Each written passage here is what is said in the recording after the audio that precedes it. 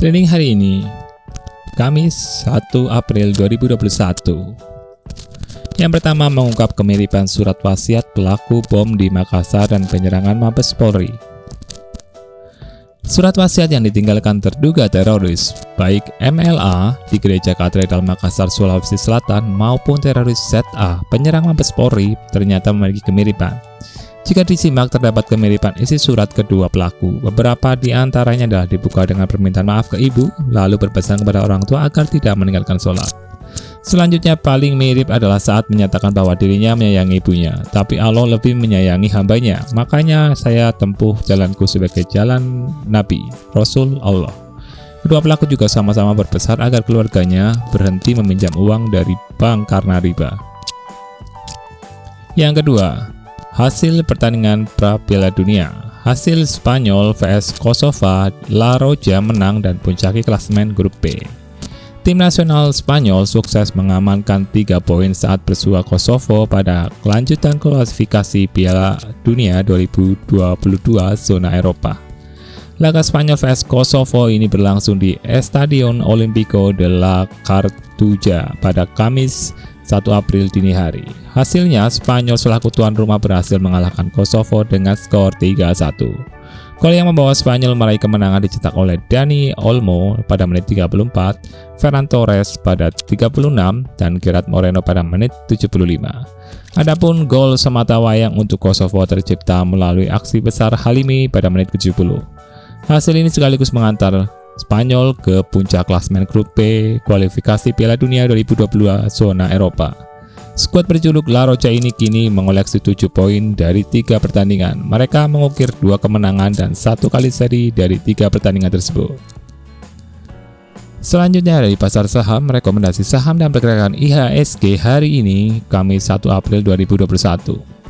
Indeks harga saham gabungan atau IHSG berpeluang rebound kembali ke atas level 6.000 pada perdagangan Kamis 1 April 2021 setelah finish di zona merah untuk hari perdagangan ketiga berturut-turut. Pada penutupan perdagangan Rabu 31 Maret 2021, indeks komposit parkir di level 59.985,52 setelah terkoreksi 85,92 poin atau 1,42% dibandingkan penutupan sebelumnya. Indeks terus melemah sejak awal perdagangan hingga jebol ke bawah level psikologis 6.000. Hampir seluruh sektor kompak memerah kecuali sektor infrastruktur yang berhasil ditutup positif 0,28%. Adapun sektor industri dasar ada sektor keuangan menjadi yang paling dalam terkoreksi, masing-masing minus 2,76% dan minus 2,28%. Selanjutnya, PLN tetap memberikan stimulus atau subsidi listrik baik bagi pengguna prabayar maupun pasca bayar. Pemberian stimulus ini diperpanjang hingga April hingga Juni 2021. Namun ada perbedaan kebijakan dan memberikan stimulus ini, yakni token dan tagihan tidak lagi gratis.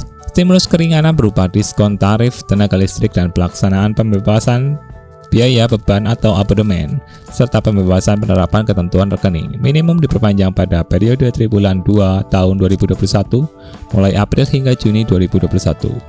Mulai 1 April, stimulus yang diberikan adalah sebesar 50% dari stimulus yang diberikan sebelumnya. Golongan rumah tangga, industri, dan bisnis kecil 450 VA akan diberikan sebesar diskon 50%, tidak lagi 100%. Selain stimulus juga tetap diberikan subsidi. Selanjutnya, FF Advanced Server gelombang 2 dibuka. Ini cara daftarnya. Developer game asal Singapura, Garena, Free Fire, Advanced Server gelombang kedua Rabu 31 Maret 2021. Sistem siapa cepat maka dia bisa mencobai update baru game tembak-menembak ini. Informasi dibuka FF Advanced Server disampaikan melalui akun resmi Instagram Free Fire Indonesia. Tidak dijelaskan sampai kapan server ini akan dibuka. Untuk bisa ikut Advanced Server, kalian harus mendaftar dulu di http://advancedserver.ffgarena.co.com.id. Kemudian register login melalui akun Facebook untuk mengisi dan mendownload APK Free Fire Advanced Server.